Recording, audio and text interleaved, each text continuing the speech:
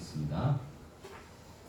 먼저 베드로전서 2장 19절에서 21절 말씀 한 절씩 나눠서 교독을 하도록 하겠습니다.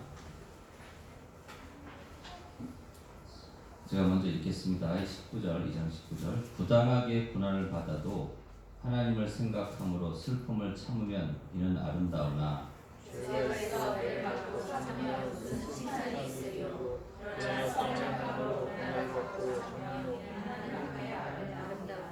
예, 같이 읽겠습니다. 이를 위하여 너희가 부르심을 받았으니 그리스도도 너희를 위하여 고난을 받으사 너희에게 고난을 끼쳐 그 자체를 따라오게 하려 하셨느니라. 다음 신명기 1장 35절부터 39절 말씀 한 절씩 나눠서 교독을 하도록 하겠습니다. 먼저 제가 35절 읽겠습니다. 이 악한 세대 사람들 중에는 내가 그들의 조상에게 주기로 맹세한 좋은 땅을 볼 자가 하나도 없으리라. 오직 여호와의 아들 할례는 도전이와 어깨 수고하였으니 그는 그것을 보시고 나 발견한 내가 그와 그의 자손에게 주리라 하시고 여호와께서 너희 때문에 내게도 진노하사 이르시되 너도 그리로 들어가지 못하리라. 내 앞에 서 있는 눈의 아들 여호수아는 그리로 들어갈 것이니 너는 그를 경배하리라. 그가 이스라엘의 그 땅을 지키고 찾아내리라. 예, 같이 읽겠습니다. 또 너희가 서로다 필요하던 너희 아이들과 당시의 선악을 분별하지 못하던 너희 자녀들도 그리로 들어갈 것이라. 내가 그 땅을 그들에게 주어 산업이 되게 하리라. 아멘. 감사합니다. 주님, 오늘도 우리는 선한 행함을 하는 자로서 또 여호수아와 같이 갈렙같이 하나님께서 우리에게 승리를 주신 이 하나님의 나라 이 땅에서의 하나님의 승리의 전리품을 예수 그리스도의 이름을 통해서 마음껏 누리게 하심을 감사합니다. 강나수님께 사랑하는 성도들은 하나님께서 인정하신 복음의 증인이며 또 하나님 나라의 재정을 총지기로서 그 권세를 통해서 다스리는 자들이며 또 사용하는 자들이며 또 하나님의 선지자로서 참 선지자로서 하나님의 사랑을 풀어내는 귀한 주님의 자녀들입니다. 하나님 오늘도 생명책에 그 이름을 기록하시고 오늘도 기뻐하시고 즐거워하시는 주님, 강남 순종교회 주신 사명을 통해서 강남과 서초구와 송파구에 있는 주의 백성들, 하나님 복을 참 많이 받은 이 백성들, 적과 꿀이 흐른 땅 가운데 있는 이 백성들이 하나님의 때에 복음의 증인으로서 헌신하며 자신이 갖고 있는 모든 것들을 하나님 위하여 소진하며 하나님께 영광 돌리는 삶에 그들을 깨우기 위해서 우리를 이렇게 부르시고 하나님 강남 순종교회를 통해서 그들에게 나아갈 수 있는 힘을 주심을 감사합니다. 마음을 담대하게 하시고 영광의 주님을 찬양하며 모든 대적들에게서부터 우리를 지키시고 보호하시는 주님을 찬양하며 경배합니다. 감사드리며 예수님의 이름으로 기도드렸습니다. 아멘. 예, 할렐루야. 앞에 계신 분하고 인사나누겠습니다. 당신은 좋은 땅이십니다. 좋은 땅이십니다.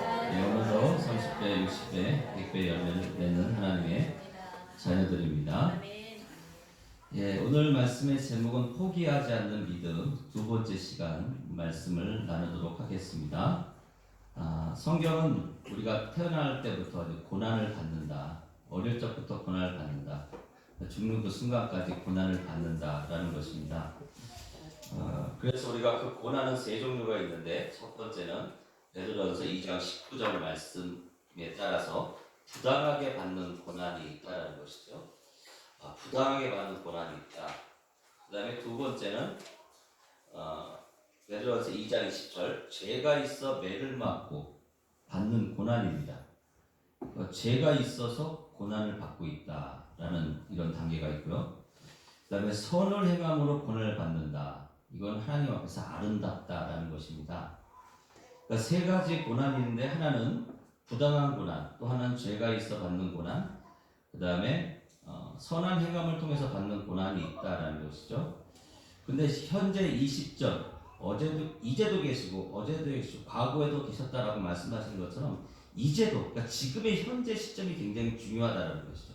현재, 지금, 오늘 우리는 부당한 고난을 받고 있다는 걸 인식하여야만 한다는 것입니다. 그러니까 부당한 고난을 받고 있다는 것을 잘 인식할 때, 인식하게 되면 선한 행함이라는 고난으로 나아가서 내 믿음의 성숙과 삶의 성숙들을 드러내고 하나님을 기쁘시게 하는 자로서 내 삶도 너무나 기쁘고 행복하고 어떠한 문제가 다가오더라도 당황하지 않고 그 문제를 감당할 수 있는 힘이 있다라는 것이죠. 그래서 부당한 고난이라는 것이 먼저 나오는 것입니다. 죄가 있어 받는 고난이 맨 먼저 나오는 것이 아니라 오늘 이 시점에 내가 지금 부당한 고난을 받고 있다는 것을 인식해야 된다, 깨달아야 된다는 것이죠. 근데 그걸 깨닫지 못하게 되면 죄 때문에 받는 고난 가운데 우리가 떨어지게 되는데 그것은 바로 실족하고 징계를 받기 때문에 그렇다는 것입니다. 근데 중요한 것은 오늘 신명기 1장 35절에 보면 이하에 우리가 35절에 이 악한 세대 사람들 중에는 내가 그들의 조상에게 주기로 맹세한 좋은 땅을 볼 자가 없으리라. 이 악한 세대, 그러니까 20세 이상 출애굽해서 6월절, 그러니까 6월절 어린 양을 통해서 구원을 받았고 또 홍해를 건너을 통해서 세례를 통해서 그들이 바다에 들어갔다 나오면서 살아났단 말이죠. 그러니까 죽었다가 살아난 그 사람들에게 말을 하고 있는 것입니다. 그러니까 예수님을 통해서 어린 양을 통해서 구원을 받았고 그것에 대한 증거로 홍해를 건너가게 하신다는 것이죠. 죽지 않고. 그러나 그걸 시험했던 그 애굽의 이집트의 군사들은 다 수장이 되는 물속에서 빠져 죽는 그런 비참한 그런 최후를 맞이하게 된다는 것입니다. 근데 이 이스라엘 백성은 그 홍해를 건너서 살아났다는 것은 이제 구원받은 백성인데 그 구원받은 백성도 이렇게 죄가 있어서 매를 맞을 수가 있다는 것이죠. 그것이 오늘 말씀 안에서 우리에게 주고 있는 메시지인 것입니다. 그러니까 세 단계가 있는데 가장 연약한 단계가 무엇인가? 바로 죄가 있어서 고난을 받는 단계가 1단계입니다. 그 다음 두 번째 단계가 무엇이냐면 부당하게 고난을 받고 있다는 것. 부당하게 고난을 받는 것이 2단계. 그 다음에 3단계가 무엇인가? 선한 행함을 통해서 고난을 받는 것입니다. 그러니까 하나님의 자녀들은 이 세 단계의 고난 안에 다 있어요. 죄 때문에 고난을 받고 있든지 부당하게 고난을 받고 있든지 그 다음에 선한 행함을 통해서 고난을 받고 있든지 그 고난 안에 다 있다는 것입니다. 근데 중요한 것은 내가 어떤 고난의 단계 가운데 있는지를 인식해야지만 죄가 주는 고난 가운데서 죄가 주는 고난만 인식하는 사람들은 하나님께서 그 기도에 응답을 하시지만 그 죄가 받는 고난 안에서만 응답을 하신다는 것입니다. 응답을 하더라도. 그러니까 부당한 고난이 무엇인지를 내가 인식해야지만 그걸 놓고 믿음의 기도와 선포가 있어서 그 응답을 내가 받을 텐데 그것이 해결된 걸 드러내실 텐데 내가 어떤 고난을 받고 있는데 어떤 고난을 받고 있는지 내가 1단계의 고난을 받고 있는지 2단계의 고난을 받고 있는지 3단계의 고난을 받고 있는지 전혀 인식을 하지 못하고 있다는 것이죠. 그래서 아까 말한 것처럼 죄가 있어도 고난받는 사람들은 이스라엘 출애굽해서 20세 이상인 사람들, 나이가 20살 이상인 사람들은 이 악한 세대의 사람들은 다 하나님께서 맹세하는 그 좋은 땅을 볼 수가 없다는 것입니다. 왜? 불순종했기 때문에. 그러나 구원을 받습니다. 두 번째는 어떤 사람들인가? 그 부당한 고난을 받는 사람들이죠. 그게 신명기 1장 39절 말씀입니다. 너희가 사로잡히려 하던 너희 아이들과 당시에 선악을 분별하지 못하던 너희 자녀들도 그리로 들어갈 것이라. 내가 그 땅을 그들에게 주어 산업이 되게 하리라. 그러니까 20세, 20살 이하에 있는 사람들 너희들이 이 아이들이 여기서 다 죽을 거라고 했는데 내가 나의 능력으로 그들을 들여보내겠다는 것입니다. 가나안 땅. 그러니까 부모 20세 이상의 부모 세대가 말을 잘못해서 가나안 땅은 우리를 죽이는 땅이다. 그 땅에는 안압 자손이 있다. 그 땅은 그 땅 거미를 삼키는 땅이다. 라는 이런 말을 했던 20세 이상의 사람들을 바로 그 악한 사람들이고 죄가 있어서 고난을 받는 사람들이고 그렇게 광야 40년을 돌아다녀야 되는 것이고 이 20세 이하의 사람들은 그 말을 하진 않았어요. 그러니까 그렇기 때문에 부당한 고난 가운데 있으면서도 동일하게 40년 동안 그 광야의 고난을 받아야 된다는 것입니다. 또 선한 행함을 했던 사람들이 있죠. 그것은 바로 갈렙과 여호수아와 모세입니다. 근데 그 선한 행함을 한 그들도 고난을 받죠. 똑같이 광야 40년을 돌고 있다는 것입니다. 우리 모두는 다 고난 가운데 있는데 우리가 그냥 잘 인식을 해야 된다는 것이죠. 나는 어떤 고난 가운데 있는가? 그래서 성경 말씀에 이런 말씀이 있지 않습니까? 환난 가운데 기뻐해라. 환난이 오는데 왜 기뻐해야 되지? 왜냐하면 죄가 받는 고난 가운데서 그 고난을 인식해서 부당한 고난으로 우리가 업그레이드 될 수 있고 또 선한 행함으로 업그레이드가 될 수 있어서 하나님께서 원하시는 그 기쁨의 삶을 살아낼 수가 있기 때문에 우리가 고난을 인식하지 못하고 계속 죄의 고난 가운데 있는데 이제 환난 가운데 고난 가운데 기뻐하는 것은 정말 그 죄의 고난 가운데 그 고난의 테스트를 통과한 사람들은 인내하게 된다는 것입니다. 인내하게 되고 그 인내가 마음의 연단이 돼서 다시 소망을 말할 수 있는 힘이 생기는데 이 죄가 받는 이 고난, 부당한 고난인지 뭔지 잘 모르는 사람들은 이 죄 때문에 받는 고난을 계속 쳇바퀴 돌면서 광야 40년을 계속 그렇게 세월을 허송세월하면서 계속 고통 가운데 있게 된다는 것입니다. 우리가 잘 아는 것처럼요, 성경은 잠언서 말씀에 이런 말씀이 있습니다. 의인은 걸식하지 않는다. 걸식하지 않는다는 건 뭐죠? 구걸하지 않는다는 것입니다. 또 의인은 버림받지 않는다. 그러니까 의인은 절대로 버림받지 않고 의인은 걸식하지 않는다, 구걸하지 않는다라고 말씀하고 있는데요. 우리가 부자와 나사로 성경 말씀을 보십시오. 그 부자의 집 문에 있던 그 나사로는 거지가 있는데 그 거지가 어떻습니까? 그 부자의 상에서 떨어지는 걸로 걸식을 하고 있어요. 또 하나 어떻습니까? 버림을 받았어요. 식구들이 아무도 챙기지 않는 거예요. 근데 그 나사로가 어디에 가 있어요? 천국에 가 있어요. 아브라함 품에 있다라는 거예요. 근데 아브라함과 거지 나사로를 이렇게 비교하고 있다는 것입니다. 그러니까 거지 나사로는 의인임에도 불구하고 걸식을 하고 있고 버림을 당하고 있다는 거예요.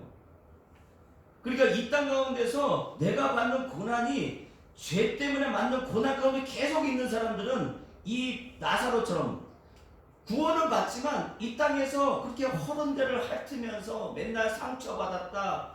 개가 와서 핥고 있다. 개라는 건 뭐죠? 이방인들을 말해요. 그러니까 내가 예수 믿으면서도 왜 내가 이렇게 힘든데 내 주변에 있는 그 원수들이 계속 와서 나의 허른 데를 핥고 있단 말이죠. 이렇게. 내 마음의 상처를 계속 핥고 있단 말이에요. 그 고난에서 벗어나지 못한 이유는 뭐예요? 왜 버림받아고 거러지처럼 살아가느냐? 왜 구걸하면서 노예처럼 살아가느냐? 1단계 고난에서 벗어나지 못하기 때문에 그런 것입니다.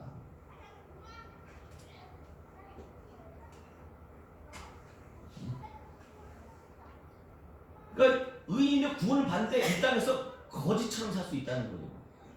버림을 받아서 살 수 있다는 거예요.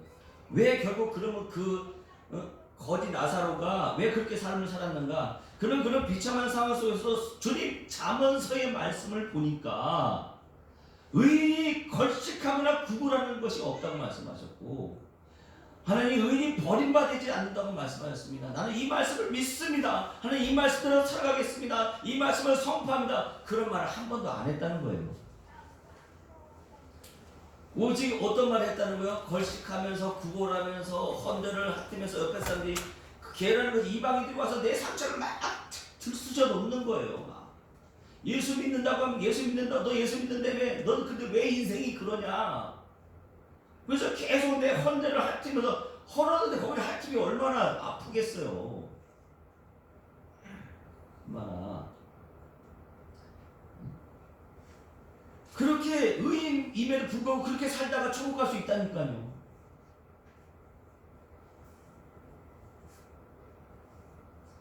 그래서 우리 사람들은 다 고난과 환난을 받아요. 죄의 고난이 됐건 부당한 고난이 됐건 선한 행함의 고난이 됐건 다 고난을 받아요. 근데 그 고난의 인식도가 너무 낮기 때문에 나는 부당한 고난 받은 적 없는데 난 선한 행함 받은 적 없는데 야 나는 죄가 있어서 고난을 받는 거야. 내가 뭐 그렇지 뭐. 그리고 자꾸 허른 데를 핥으니까 불평불만만 하는 거예요. 불평불만만. 그리고 말이 거칠어요. 아무 말이나 한단 말이죠. 음담패설을 말하는 건 아무렇지도 않게 생각하고 말한단 말이에요. 남을 무시하고 업신여기고 너무나 쉽게 얘기한다니까요.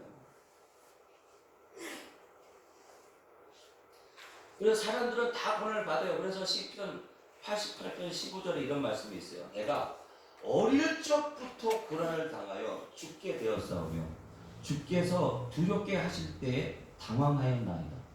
이 시편 기자는 뭐라고요? 어렸을 때부터 고난을 당했다는 거예요. 어렸을 때부터. 근데 우리 아이들이 어렸을 때 고난받고 있다는 그 인식이 있냐 이 말이죠. 겨우 1단계의 고난 그것만 없으니까 난 괜찮아, 먹을만해, 살만해, 괜찮아, 이 정도면 됐지 뭐. 부당한 고난이 뭔지 안다면, 야 정말 내가 부당한 고난 가운데 내가 이렇게 먹고 사는 거, 입고 있는 거, 내 이익에 침해되는 것 때문에 내가 불으로 화를 내는 이런 고난이 아닌 정말 나에게 주신 이 부당한 고난 가운데 있다라는 것을 인식을 해야 되는데 인식이 안 되고 있다라는 거예요.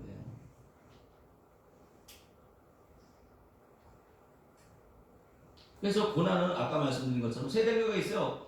죄로 인한 고난의 단계, 그게 1단계고, 부당한 고난의 단계, 그게 2단계고, 선한 행함으로 인한 아름다운 고난의 단계가 3단계다. 그게 갈렙과 여호수아가 그 40년 광야에서 받았던 고난이에요.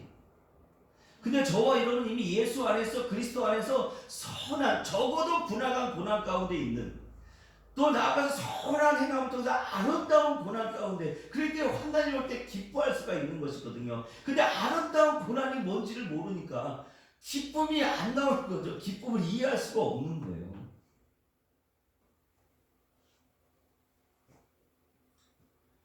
그래서 내가 지금 3단계 중 1, 2, 3단계 중 어떤 단계의 고난 가운데 있는지를 아는 것은 정말 중요하다. 그래서 첫 번째 중요한 이유가 무엇인가? 예수님의 그 고난의 중심에 계시면서 그 모든 고난이 해결된 것을 나에게 보여주시기를 원하신다는 것입니다. 그러니까 고난의 중심에 바로 예수님이 계세요. 그래서 그 예수를 통해서 내가 이미 그 고난 가운데 벗어나 있기 때문에 너는 이미 죄의 고난에서 벗어나 있어, 부당한 고난에서 벗어나 있어, 선한 행함의 그 아름다운 벗어난 그런 정말 왕같은 제사장이야, 거룩한 나라야. 그렇게 말씀하시는데 네? 그러고 있다 이 말이에요. 그래서 시편 34편 19절에 또 20절에 의인은 고난이 많으나, 왜요? 죄로 받는 고난, 부당한 고난, 선한 행함의 고난, 고난이 많단 말이죠. 근데 고난이 많다 여호와께서 그의 모든 고난에서 건지시는도다. 그러니까 하나님은 모든 고난에서 건지시기를 원하시는데 계속 연약해서 어린아이가 돼서 죄 때문에 받는 고난, 하나님 요것만 해결해주세요. 요것만 해결해주면 내가 뭐든지 다 하겠습니다. 요거 그러고 있다는 거예요. 두 번째, 그 다음 구절이 3차 20절에 그의 모든 뼈를 보호하시며 그 중에서 하나도 꺾이지 아니하도다. 이 구절이 뭐죠? 예수님을 통해 예수님 십자가에서 뼈가 꺾이셨나요? 안 꺾이셨나요? 안 꺾이셨단 말이죠. 옆에 있는 죄인들은 어때? 꺾었단 말이에요. 근데 예수님은 꺾이지 않으셨단 말이죠. 그 뭐냐? 이 고난을 누가 해결하셨다는 거예요? 예수님께서 해결하셨다는 거예요. 그 모든 고난에서 우리 다 건지셨다라는 거죠. 두 번째 중요한 이유는 뭐냐? 그 3단계의 고난 중 내가 인식하고 있는 고난의 단계에 대해서만 기도에 응답하신다는 거예요.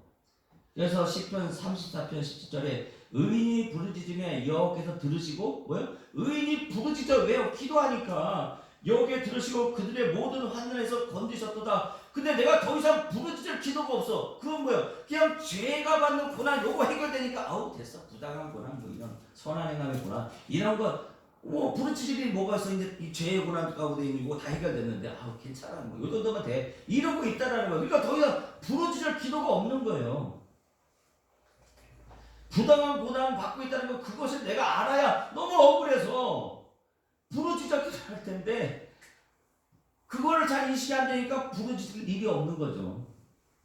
왜? 죄에 대한 그 고난, 무엇을 먹을까, 무엇을 마실까, 무엇을 입을까, 그 고난만, 그 죄 때문에 해결된 그 고난만 해결되면 더 이상 부르짖을 이유가 없는 거예요. 내 이익 때문에 내가 어떤 불편함, 그런 것들이 해결되는 것, 그거 해결되면 더 이상 기도할 필요가 없는 거예요.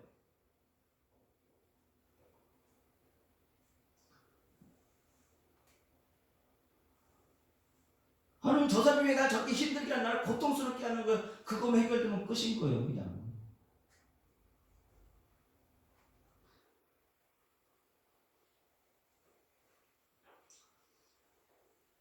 그 다음 구절이 여호와는 마음이 상한 자를 가까이 하시고, 그러니까 의인이 부르짖으며 여호와께 들으시고 그들의 모든 환난에서 건지셨도다. 여호와는 마음이 상한 자를 가까이 하시고 중심에 통해하는 자를 구원하시도다. 그냥 1단계 고난 가운데 있으니까 그저 그거 해결되면 난 마음이 상한 거 없는데 이제 통해하는 마음 끝났어. 1단계 있을 때만 하나님 나는 마음이 상해 있어요. 통해하고 있어요. 2단계 먹으면 그게 뭐예요? 전 괜찮아요. 전 살만해요. 그러니까 더 이상 믿음의 성숙된 부분들이, 성화된 부분들이 안 나타나는 거예요. 그다음에 세 번째 중요한 이유는, 고난을 인식해야 될 이유가 중요한 것이, 단계를 인식해야 될 중요한 이유는 고난의 단계를 인식할 때 고난을 통해 주의 말씀을 지키는 나를 보게 된다는 것입니다. 그래서 시편 119편 67절에 고난 당하기 전에 내가 그릇 행하였더니 이제는 주의 말씀을 지키나이다. 그렇죠. 그 다음에 네 번째 중요한 이유는 고난의 단계를 인식할 때 고난 당하는 것이 유익이 되어 성숙한 고난의 단계로 나아갈 수가 있다는 것입니다. 그래서 시편 119편 71편에 1절에 고난 당하는 것이 내게 유익이라. 이로 말미암아 내가 주의 율례를 배우게 되었나이다. 우리는 1단계에 머물 자들이 아니에요. 내가 부당한 고난 가운데 있는 자라는 것을 인식할 때 죄로 인한 고난에서 벗어난 나를 보게 된다는 것입니다. 그래서 사랑하는 성도 여러분, 여러분은 자신이 부당한 고난 가운데 있는 자임을 인식하고 계십니까? 오늘 성령께서 우리에게 질문하고 있는 것입니까? 너는 지금 부당한 고난 가운데 있는 자라는 걸 인식하느냐?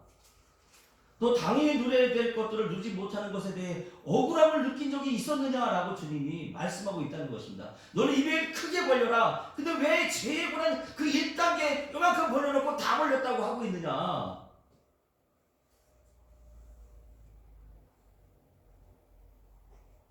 성령께서 지금 우리에게 말씀하시는 거예요. 성경은 우리에 대해 이렇게 말씀하고 있습니다. 베드로전서 2장 9절에 그러나 너희는 택하신 족속이요 왕같은 제사장들이요 거룩한 나라요 그의 소유가 된 백성이니 이는 너희를 어두운 데서 불러내어 그의 기이한 빛에 들어가게 하신 이에 아름다운 덕을 선포하게 하려 하심이라. 성경 우리가 택하신 족속이고 왕같은 제사장이고 거룩한 나라고 그의 소유된 백성이고 우리는 어두운 데서 불러내서 기이한 빛 가운데 들어가 있는 자들이고 그 아름다운 덕을, 그러니까 선한 행함이죠. 아름다운 덕이니까 선한 행함을 통해서 그 아름다운 덕을 선포하는 자들인데, 정말 내가 왕같은 제사장으로 살고 있는 가에 대해서 부당한 우리 가운데 어떻습니까? 정말 내가 왕같은 제사장으로 지금 잘 살고 있을까? 야, 난 지금 왕같은 제사장 너무 잘 살고 있어. 난 정말 거룩한 나라야. 그의 소유된 백성이야. 나는 오늘도 선한 행함을 통해서 아름다운 덕을 선포하고 있어. 이렇게 생각하면 상관이 없는데, 그렇게 나 왕같은 제사장 아닌 것 같은데 거룩한 나라야. 됐어. 이 정도는 있으면 되지. 이게 최고야. 그쵸? 그의 소유된 백성이야. 그런 모습이 당연히 나타나야 되고 당연히 누려져야 되는데, 왕같은 제사장의 모습이 드러나지 않는 것 때문에 내가 부당한 고난 가운데 있다라고 생각하냐 이거죠. 왕같은 제사장의 모습이 나타나야 되는데 그 모습이 나타나지 않는 현실을 보면서 난 정말 부당한 고난 가운데 있어. 왜요? 그 현실, 왕같은 제사장의 삶이 내 삶에 풀어지는 것이 당연한데, 그걸 누리는 것이 당연한데 그 모습이 안 보이는데도 불구하고 난 지금 불안한 환난 가운데 있어, 혼란 가운데 있어, 부당한 고난 가운데 있어, 이렇게 생각하냐 이 말입니다.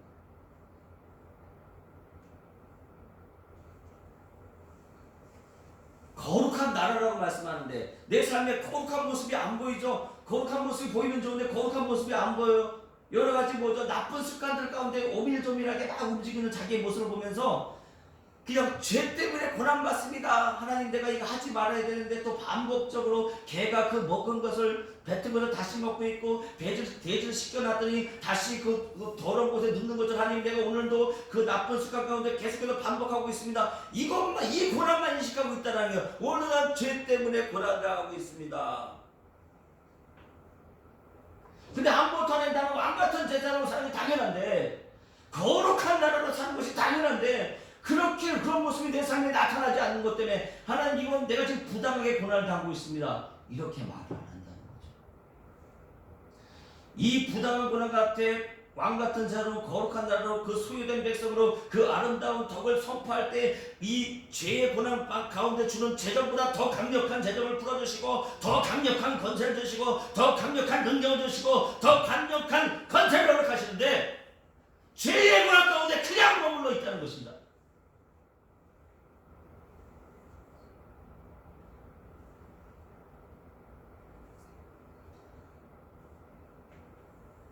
이 말씀이 여러분의 삶 가운데 나타나고 있습니까?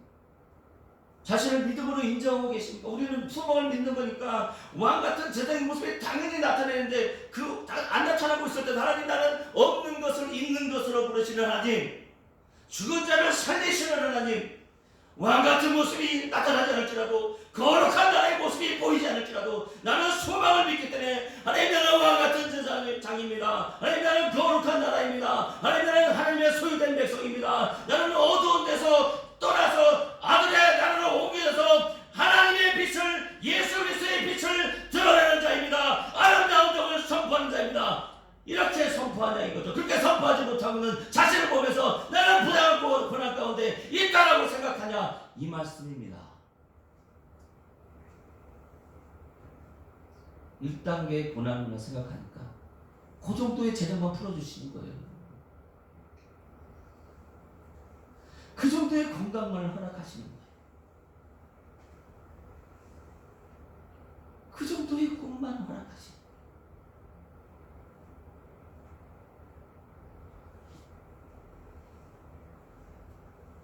거예요.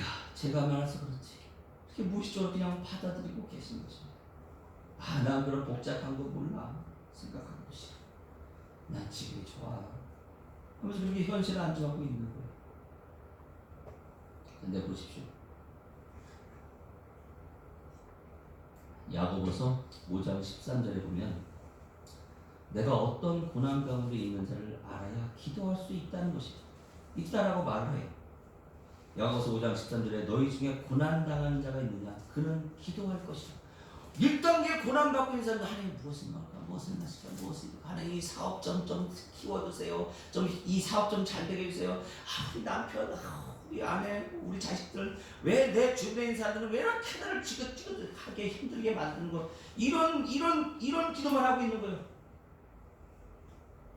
하나님, 나는 왕 같은 세상이기 때문에, 하나님 복음의 증인이기 때문에, 복음의 증인으로 나는 그 소망을 선포합니다. 하나님, 그 부당한 고난을 인식해야 그 기도를 할 텐데, 너무 고쳐주세요. 하나님, 오늘도 근심 걱정이 많습니다. 하나님, 이런 기도만 하고 있다는 것입니다. 근데 너희 중에 고난당하는 자가 있느냐, 그는 기도할 것이다. 맨날 1단계의 기도만 하고 있는 거예요.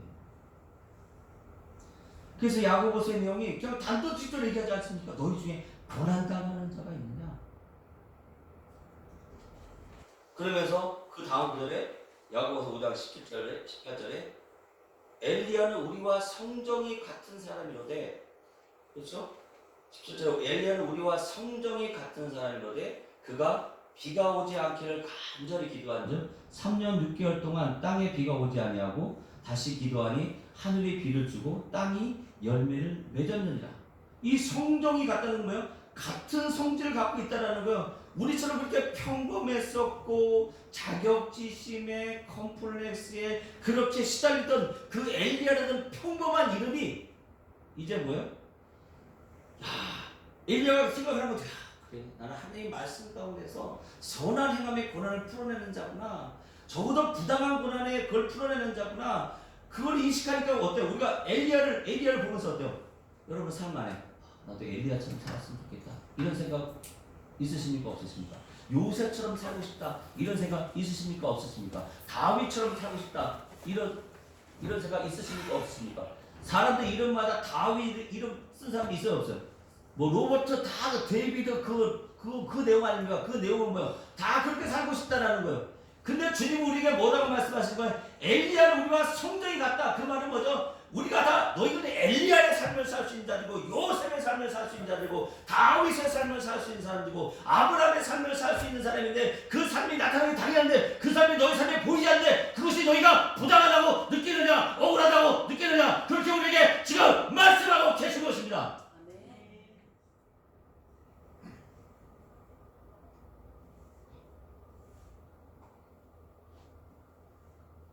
정말 다윗 같은 삶이 내 삶에 당연히 드러날 수밖에 없는데 그 삶이 드러나지 않는 모습을 보면서 난 부당해. 다윗 접근하지 못하지. 내가 감히 어떻게 다윗? 아브라함. 성경은 심지어 우리에게 뭐라고 말씀하십니까? 뭐라고 말씀하실까요? 예수님은 이렇게 말씀하셨습니다. 내가 아버지께로 돌아간다. 너희들 나보다 더 큰 일을 한다. 근데 우리 안에 예수님 같은 삶이 풀어낼 수 있는데 예수님 같은 삶을 살지 못하는 자기 자신을 보면서 부당하다고 느끼느냐? 억울하다고 느끼느냐? 우리에게 말씀하고 계십니다. 여러분 죄 때문에 받는 고난을 부당한 고난이라고 착각하고 계시는 거 아니에요?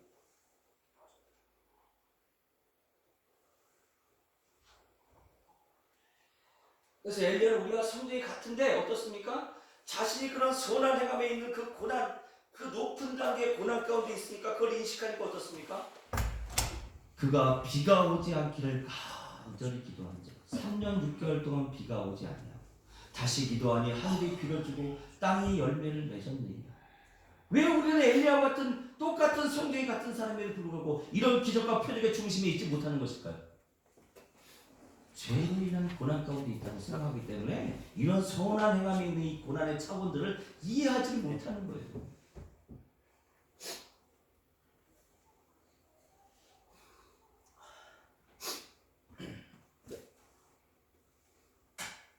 사도행전 우리와 성정이 같다라는 것이 사도행전 14장 15절에도 나옵니다.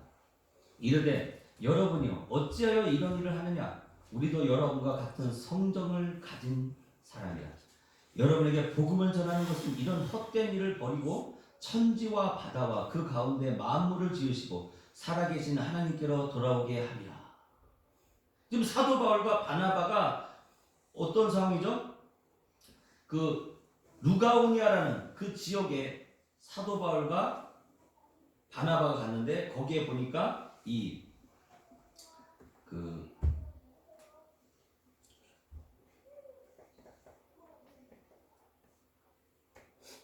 루스드라는 곳에 가서 보니까 발을 쓰지 못하는, 그러니까 발에 장애가 있는 사람이 있는 거죠.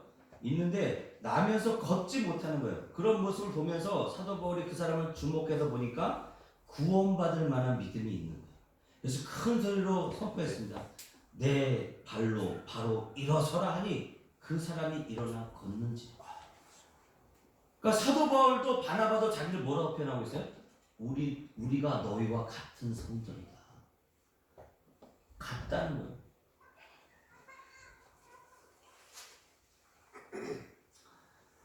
그런 같은 모습에도 불구하고 지금 우리가 이런 기적을 행할 수 있고 표적을 행할 수 있고 능력을 행할 수 있는 것은 너희가 인식하고 있는 그 고난의 차원보다 우리는 높은 단계의 고난의 차원을 인식하고 있기 때문이다 라는 것이 바로 사도 바울이 말하고 있는 것입니다. 그러면서 그들 향해서 말하죠. 그 사람들이 그 모습을 보면서 이렇게 발언합니다. 못 걷는 사람이 걷는데 그 모습을 보면서 사도행전 14장 11절에 무리가 바울이 한 일을 보고 누가오니아 방언으로 소리질러 이르되 신들의 사람이 형상으로 우리 가운데 내려오셨다 하여 바나바를 제우스라고 하고 바울을 말을 잘함으로 헤르메스라 하더라. 제우스 신당의 제자들이 소와 화환을 가지고 대문 앞에 모여서 무리와 함께 지금 바나바하고 바울에게 제사를 드리려고 하고 있는 거예요. 그러니까 사도 바울이 그걸 막으면서 하나님이 지나간 세대에는 모든 민족을 자기 길들을 가게 방임하셨다. 또 너에게 하늘의 비를 통해 먹을 걸 주셨다. 걸실게 하셨다. 선한 일을 행하사 음식과 기쁨을 여러분에게 주셨다. 근데 여러분이 이제 그런 무엇을 먹을까, 무엇을 마실까, 무엇을 입을까, 이방신을 섬긴 것처럼 우리를 섬기라고 지금 달려들고 있는데 너희는 정말 낮은 고난 가운데 있구나. 이제 하나님의 높은 고난 가운데로 나아가자. 그렇게 지금 사도 바울이 그들에게 선포하고 있으면서 뭐라고 표현한? 나는 너희와 성정이 같다.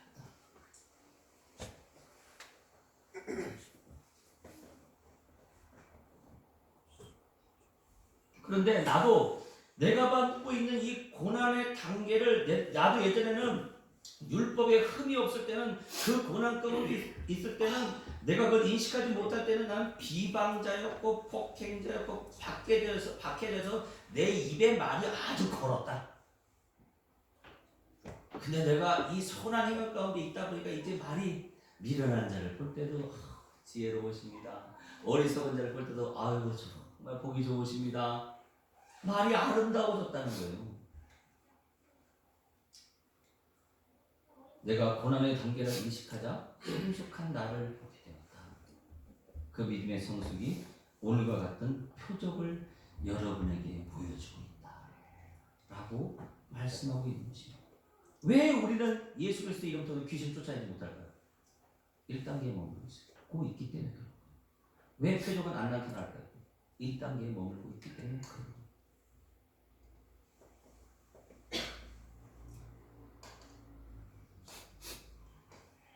그러면서 이 조카로 하나님이 인정한 부당한 고난 가운데 있는 자, 그런데 정작 조카로 아브라함의 조카로서 자신이 그런 부당한 고난 가운데 있는 자라는 걸 인식하지 못해요. 그래서 베드로후서 2장 7절과 8절에 하나님께서 지금 롯을 아브라함의 조카 롯을 지금 말씀하고 계십니다. 조카 롯아 너는 이런 사람이야 라고 설명하고 있는 구절이에요.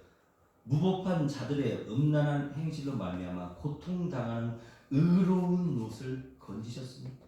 이는 이 의인이 그들 중에 거하여 날마다 저 불법한 행실을 보고 들으므로 그 의로운 심령이 상함이라. 그 지금 하나님은 뭐요? 아브라함의 그 조카로 우리가 생각하기에 그 소돔과 고모라에 같이 아브라함을 배신하고 떠났지. 거기다가 또 딸들하고 동침해서 막 이런 모압과 암몬이라는 이스라엘 대적들을 막 낳았지. 근데 그런 그 롯을 뭐라고 표현하고 있어요? 무법한 자들의 문단한 행실을 말미암아 지금 의로운 롯이 고통을 당하고 있다는 거예요. 이는 이 의인이 그들 중에 거하면서 날마다 저 불법한 행실을 보고 그걸 들으면서 그 의로운 심령이 상하고 있다는 거예요. 그러니까 1단계의 죄의 고난을 인식하는 사람들은 어때요? 그 심령이 맨날 상해가지고 뭐라는 거예요? 조카 롯이 자기 딸을 갖다가 그 소돔과 고모라에 딸 있는 사람도 막 주는 것처럼 엉뚱한 행동들을 한다 이 말입니다. 엉뚱한 행동들. 집안이 완전히 풍비박살 나는 거예요. 예수 믿어도 그렇게 될 수 있다니까요. 1단계에 머무는 사람들은. 그래서 성경이 말하죠. 물을 있는 자는 부당한 고난이나 선한 행함에 대한 고난을 인식한 자들에게는 물을 있는 자는 더 주실 거죠. 없다고 생각하는 자는 그 있는 것도 빼앗아 버리겠다. 그래서 크리스천들이 그렇게 힘든 거예요.